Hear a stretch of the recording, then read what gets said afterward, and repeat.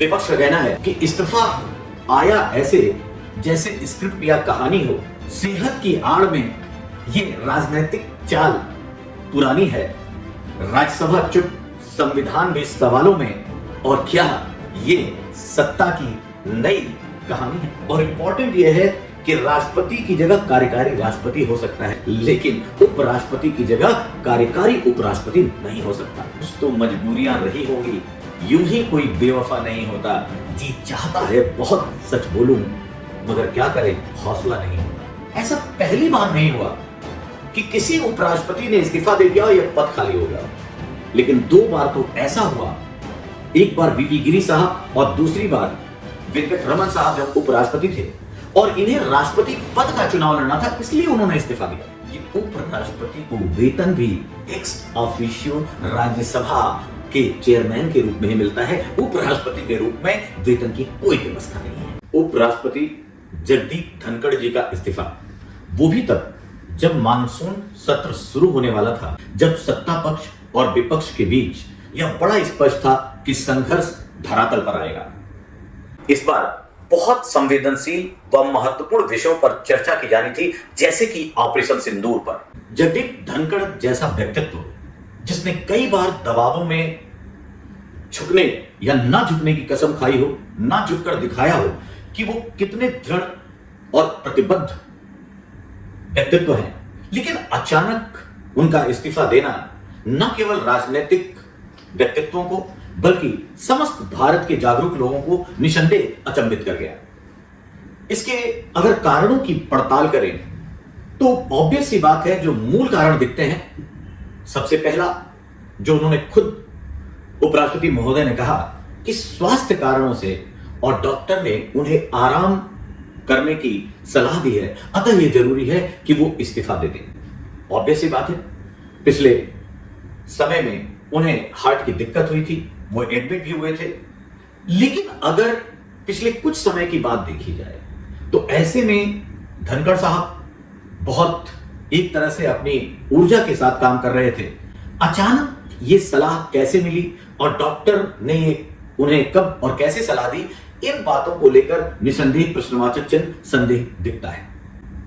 दूसरा प्रश्न जो उभरता है, इसी समय जस्टिस यशवंत वर्मा जी का महाभियोग का केस आया और एक पक्ष यह उभरता है कि महाभियोग के प्रस्ताव को हमारे उपराष्ट्रपति धनखड़ जी ने स्वीकार लिया सत्ता पक्ष को बताए बिना, जिससे सत्ता पक्ष को नाराजगी हुई और संभवतः यहीं से दबाव पड़ना शुरू हुआ। ये संदेह की बात की जा रही है, स्पष्टता नहीं, लेकिन एक प्रश्न तो उठता ही है।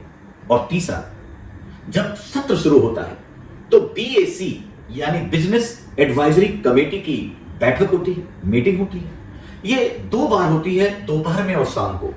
और इस दोपहर और शाम की मीटिंग में राज्यसभा के अध्यक्ष के रूप में उपराष्ट्रपति और जो मीटिंग में कमेटी में लोग होते हैं, खासकर उसमें रक्षा मंत्री और किरण रिजिजू का होना जरूरी था।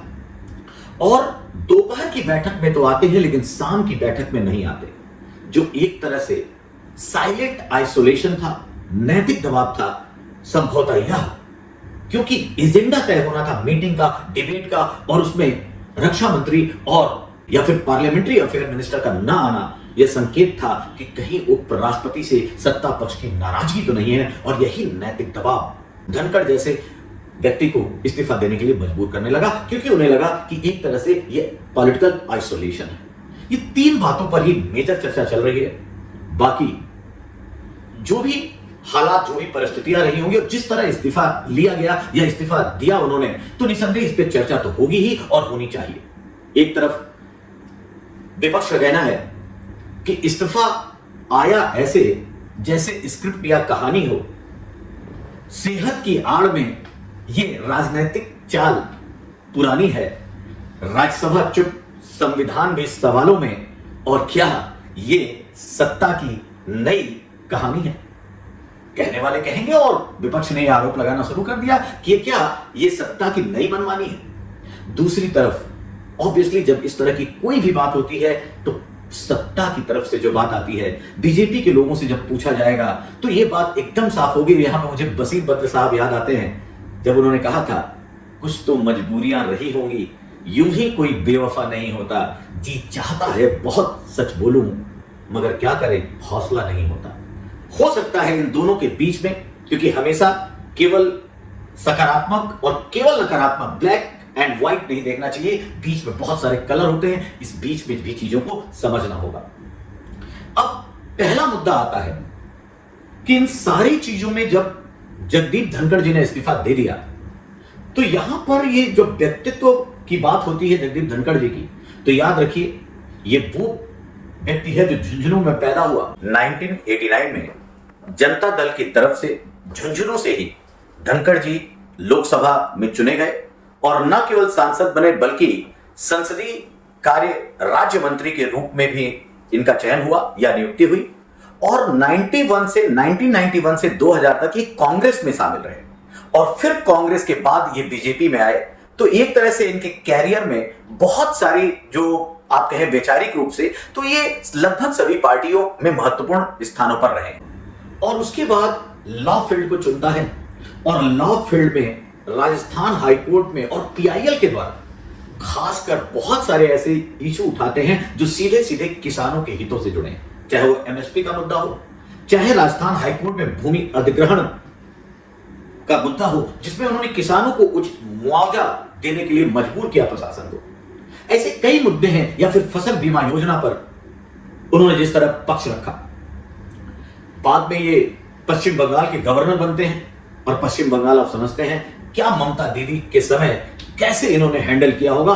2 साल तक ही गवर्नर रहे। उपराष्ट्रपति जब ये चुने गए 2022 में, उसके बाद से कई ऐसे मुद्दे थे जब विपक्ष ने हर तरह से प्रेशर बनाने की कोशिश की, चाहे वो मणिपुर दंगे की बात हो, चाहे वो किसान बिल की बात हो, और हर बार उन पर व्यक्तिगत प्रहार भी किया गया। लेकिन उन्होंने बार बार कहा मैं जाट किसान का बेटा हूं, झुकूंगा नहीं। और सही में जिस तरह से एक प्रतिबद्ध और दृढ़ व्यक्तित्व के रूप में उन्होंने अपने आप को एज ए राज्यसभा अध्यक्ष स्पीकर प्रस्तुत किया, वो निसंदेह सराहनीय है। यहां 2 पक्ष उभरते हैं, बड़ी अजीब राजनीति है। आज देखेंगे, पेपर पढ़ेंगे, न्यूज चैनल देखेंगे, तो अब देखेंगे विपक्ष के लोग धनखड़ साहब की तारीफ करने लगे हैं, जबकि ये वही जगदीप धनखड़ जी थे जब संसद भवन के सामने इनकी मिमिक्री की गई थी, जिस पर बड़ा अफसोस व्यक्त किया था, रुआंसे हो गए थे जगदीप धनखड़ जी। यही नहीं, किसानों के मुद्दे पर भी इनको बहुत घेरने की कोशिश की गई। ऐसी बातों में और जगदीप धनखड़ जी ने भी अपनी बातों को बड़ा स्पष्टवादिता से कहने की जो अपनी छवि बनाई थी, वो कुछ लोगों को चुभती थी और विपक्ष ने इन्हें एक तरह से स्पाइनलेस सिद्ध करने की बात कही थी। धनखड़ जी वो राज्यसभा स्पीकर के रूप में याद किए जाएंगे जब इन्होंने अनुच्छेद 142 पर भी प्रश्नवाचक चिन्ह लगाया और कहा सुप्रीम कोर्ट को भी देखना चाहिए कि वो इतना निर्देशक कैसे हो सकता है कि वो राष्ट्रपति को भी कहे कि ऐसा करना चाहिए। इस बात पे लोगों को, क्योंकि जब भी न्यायपालिका पे बात उठती है तो लोग थोड़ा सेंसिटिव हो जाते हैं और न्यायपालिका भी अपनी प्रतिष्ठा को बचाए रखने के लिए बहुत सारे ऐसे प्रयास करती है जो संभवतः ऐसा लगता है कि वह उसकी एक तरह से ओवर एक्टिविज्म ना होकर ओवर रीच है। और यहां पर जब सुप्रीम कोर्ट के न्यायाधीश के यहां पैसा मिलेगा तो बात तो उठेगी ही उठेगी।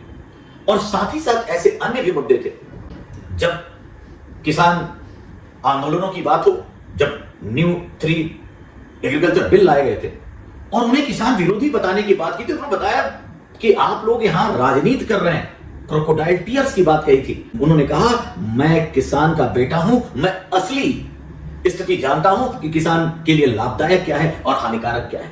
कई बार उन्होंने अपनी स्टेटमेंट को बहुत ही दृढ़ता से रखा, जो जैसा मैंने पहले कहा कि विपक्ष के लोगों को चुभा, बात पर उन्होंने चोट की, उन लोगों को चुभा। लेकिन स्पष्टवादिता से जगदीप धनखड़ साहब अपनी बात रखने में रुकते नहीं थे। यही नहीं, राज्यसभा के सदन को अनुशासित रूप से चलाने में कई बार उन्होंने एक स्ट्रिक्ट मास्टर की भूमिका निभाई और कभी कभी व्यंग भी किया। और जब जाटों का मुद्दा चल रहा था तो मुझे याद है राज्यसभा में उन्होंने एक माहौल को हल्का और लाइट करने के लिए कहा था कि 1 जाट जाट, 2 जाट ठाठ, 3 जाट मौज और 4 जाट फौज, क्योंकि जब 4 जाट मिल जाए तो एक फौज तैयार हो जाती है। इस तरह जब राजनीति के मुद्दे और कुछ ऐसे मोमेंट आए तो उन्होंने सबको हंसाने और माहौल को लाइट करने की कोशिश की थी। इस तरह से दोनों पक्ष देखे गए। निसंदेह जब वो राज्यसभा के स्पीकर के पद पे हैं, संसद की गरिमा को बनाए रखना है, डिसिप्लिन को बनाए रखना है, तो बहुत बार ऐसा होता है कि कार्रवाई से ऐसा लगता है कि वो सत्ता पक्ष के समर्थक हैं, जबकि उपराष्ट्रपति, खासकर जब एक्स ऑफिशियो होता है राज्यसभा का, तो उसे न्यूट्रल होना चाहिए, उसे सब कुछ साथ लेकर चलना चाहिए, क्योंकि वो देश का उपराष्ट्रपति होता है, किसी पार्टी का नहीं। इन बातों में और जब से देखा जाए, जब सत्ता पक्ष चुनती है किसी ऐसे पद पर, तो ऑब्वियसली बात है, थोड़ा बायसनेस देखी जाती है और ये बड़ा स्वाभाविक है। और आज जिस तरह अब विपक्ष कहता है नहीं कुछ बड़ा होने वाला है, गहरी चाल है, तो ये सब दिखाता है कि भारतीय राजनीति की वास्तविकता क्या है। जो कुछ दिनों पहले उनके लिए एक तरह से विलेन थे, आज वो हीरो हो रहे हैं, क्योंकि सब संवेदना को, सब जाट राजनीति, अगर मैं जातिवाद पे आऊं, क्षेत्रवाद पे आऊं, तो लोग तो अब यहां तक जोड़ने लगेंगे कि सतपाल मलिक साहब जो जम्मू कश्मीर के लेफ्टिनेंट गवर्नर थे, उनके साथ किया, फिर अभी धनखड़ जी के साथ किया। ये हो सकता है जाट विरोधी मुद्दे की तरफ ले जाने का प्रयास किया जाए, आने वाले समय में देखिएगा। और ये भारतीय राजनीति की निकृष्टता है जिससे हमें बचना है, और ये पर्दाफाश भी करता है। और दोनों पक्षों को मैं बड़ा क्लियर हूं, सत्ता पक्ष विपक्ष दोनों केवल राजनीति के लिए राजनीति ना करें।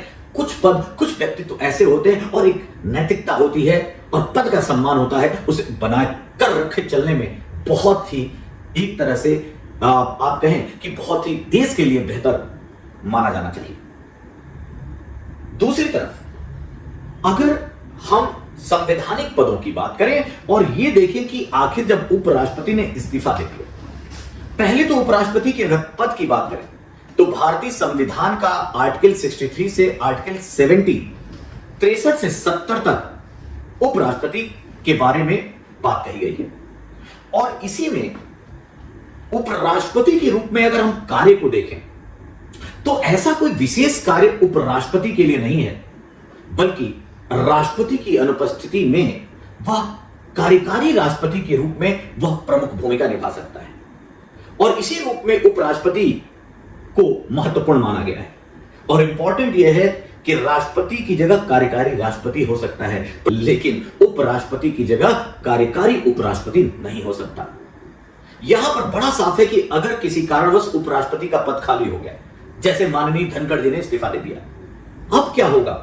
तो अनुच्छेद 68 सब क्लॉज 2 के अनुसार यथाशीघ्र इस पद को भरा जाना चाहिए। इसके अलावा कोई बात नहीं कही गई है। जबकि राष्ट्रपति के चुनाव की अगर बात करें तो जब पद रिक्त हुआ उससे अधिक 6 महीने में राष्ट्रपति का चुनाव हो जाना चाहिए। लेकिन यहां पर ऐसी परंपरा है कि संसदीय परंपरा के अनुसार मैक्सिमम 60 दिनों में उपराष्ट्रपति का पद भर दिया जाए, नियुक्ति कर दी जाए। मतलब ऐसे संवैधानिक प्रावधानों को देखा जाए तो समय सीमा की ऐसी बात नहीं है, लेकिन संसदीय परंपरा के अनुसार 60 दिनों में यह चयन हो जाना चाहिए। मतलब सितंबर में मैक्सिमम हमें नया 15वां उपराष्ट्रपति मिल जाना चाहिए। और एक अच्छी बात और या यूनिक बात और जो सबको समझना चाहिए कि जब उपराष्ट्रपति अपने पद से हट चुके हैं तो जो अगला राष्ट्रपति चुना जाएगा सितंबर 2025 में, वो अगले 5 साल के लिए होगा। यह नहीं कि मध्यावधि होगा कि 2 साल या 3 साल जो धनखड़ साहब रह गए हैं ये खत्म, अब केवल 2 साल या 3 साल के लिए अगर उपराष्ट्रपति बनेगा, जो बाकी जगह होता है, यह मध्यावधि नहीं है। उपराष्ट्रपति के पद पर यह व्यवस्था है कि जब चुनाव होगा वहां से वो 5 साल के लिए रहेंगे। इसका मतलब अब 2030 में जाकर 16वें उपराष्ट्रपति का चयन होगा, जो यूनिकनेस है इस पद को लेकर। दूसरा, उपराष्ट्रपति का जो एक तरह से कार्य और कर्तव्य बताया गया है वो राज्यसभा के स्पीकर के रूप में, चेयरमैन के रूप में, इसको बोलते हैं एक्स ऑफिशियो चेयरमैन होता है उपराष्ट्रपति। और राज्यसभा के स्पीकर या चेयरमैन के रूप में जो कार्य हैं वो बड़े स्पष्ट हैं। संसदीय गरिमा को बनाना, हमारी जो निरंतरता है, जो चेक एंड बैलेंस है, उसको बनाए रखने के रूप में ये पद जरूर इंपॉर्टेंट हो जाता है। और ये भी एक महत्वपूर्ण बात है कि उपराष्ट्रपति को वेतन भी एक्स ऑफिशियो राज्यसभा के चेयरमैन के रूप में ही मिलता है। उपराष्ट्रपति के रूप में वेतन की कोई व्यवस्था नहीं है। और यहां पर राज्यसभा की चूंकि स्पीकर है और इस्तीफा दे दिया, तो क्या राज्यसभा के कार्यकारी अध्यक्ष की व्यवस्था नहीं है? तो यहां है, कार्यकारी उपराष्ट्रपति की नहीं है, लेकिन राज्यसभा के कार्यकारी जो अध्यक्ष हैं, जो उपसभापति हैं, जैसे अभी हरवंश सिंह जी हैं, अब वो उपराष्ट्रपति या जो उपसभापति हैं वो राज्यसभा के सभापति की भूमिका निभाएंगे। इसका मतलब राज्यसभा की कार्यवाही चलती रहेगी और हरवंश सिंह जी को ये अवसर मिलेगा, क्योंकि वो उपसभापति हैं, अब सभापति की भूमिका में आ जाएंगे। तो ये कुछ क्लॉज है, ये कुछ प्रावधान है जिसको हमें समझना चाहिए, जो उपराष्ट्रपति के पद पे बाकी किसी अन्य पद से अलग प्रावधान रखा गया है। यहीं पर कुछ इंपॉर्टेंट यूनिक फैक्ट्स भी हैं। ऐसा पहली बार नहीं हुआ कि किसी उपराष्ट्रपति ने इस्तीफा दे दिया और यह पद खाली हो गया, लेकिन 2 बार तो ऐसा हुआ। एक बार वीवी गिरी साहब और दूसरी बार वेंकट रमन साहब जब उपराष्ट्रपति थे और इन्हें राष्ट्रपति पद का चुनाव लड़ना था, इसलिए उन्होंने इस्तीफा दिया था। साथ ही साथ 2002 में कृष्णकांत जी की 2002 में एज ए वाइस प्रेसिडेंट रहते हुए मृत्यु हो जाती है और मृत्यु होने के बाद ऑब्वियसली चुनाव कराना पड़ा और भैरव सिंह शेखावत साहब ऑब्वियसली राज्यसभा के अध्यक्ष और मुख्यतः उपराष्ट्रपति के रूप में चुने गए। ये पहली बार ऐसा हो रहा है, ये घटनाएं मतलब इससे पहले आपको ये पता होना चाहिए कि उपराष्ट्रपति का पद खाली हुआ है। 3 मेजर मैंने जो घटनाएं बताई, वीवी गिरी, वेंकट रमन, ये दोनों लोगों ने इस्तीफा दिया क्योंकि राष्ट्रपति का चुनाव लड़ना था, इसलिए थोड़े दिन पद खाली रहा। लेकिन तीसरा कृष्णकांत जी पद पे रहते हुए चूंकि उनकी मृत्यु हो गई, तो ये एक फैक्ट है जो हर भारतीय को पता होना चाहिए और फिर चुनाव करना पड़ा। जैसा कि आप जानते होंगे, राष्ट्रपति पद पर रहते हुए एक ही ऐसे राष्ट्रपति थे जिनकी मृत्यु हो गई थी और इसीलिए फिर राष्ट्रपति, कार्यकारी राष्ट्रपति की बात आई और आपको याद होगा ये थे जाकिर हुसैन। और यहीं पर एक और यूनिक फैक्ट है जो सबको पता होना चाहिए।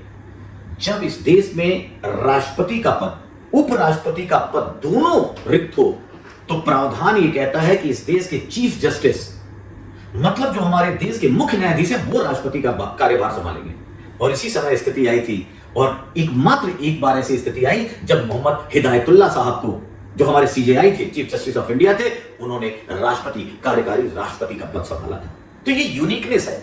लेकिन इस्तीफा देकर और इस्तीफा अचानक देने से और ये जो एक तरह से रिक्तता आई है पद की, वो भारत में पहली बार हुआ है और इसीलिए इस तरह के डिस्कोर्स, चर्चाएं चलेंगी, संभावनाएं, संदेह उठेंगे और उठने चाहिए, क्योंकि लोकतंत्र में प्रश्न तो पूछना ही चाहिए। और कहीं ना कहीं जिस तरह से इस्तीफा दिया गया, जितनी जल्दबाजी में वो राष्ट्रपति महोदया के पास पहुंचते हैं और जितनी जल्दी नोटिफिकेशन होता है कि इस पद को भरा जाए, इस्तीफा स्वीकार लिया गया, इन बातों को लेकर जो चर्चाएं चल रही हैं, इस पर सबको जरूर आकर्षण होगा। लेकिन इस सभी चीजों में जो सबसे महत्वपूर्ण है, हमें उपराष्ट्रपति के पद और राज्यसभा स्पीकर के रूप में क्या मौलिक कर्तव्य या उनका महत्वपूर्ण कर्तव्य था, इन सबको जानना होगा कि आखिर संसदीय परंपरा में हमारे उपराष्ट्रपति ठहरते कहां हैं।